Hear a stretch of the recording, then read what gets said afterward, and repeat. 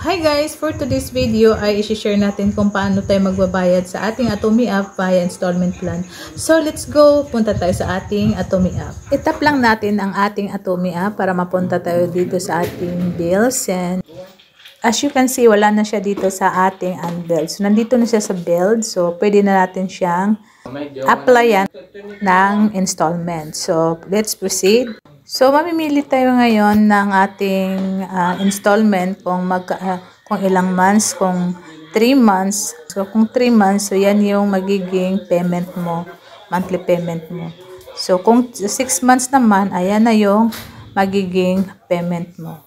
Since ako, hindi ko kasi siya inabill kasi nag one-time payment ako para ma-avail ko yung zero interest. So, confirm lang natin yan para ma-proceed tayo sa ating payment. So, ito yung magiging payment natin. Meron lang siyang na-add na 140 para yun sa repayment processing fee.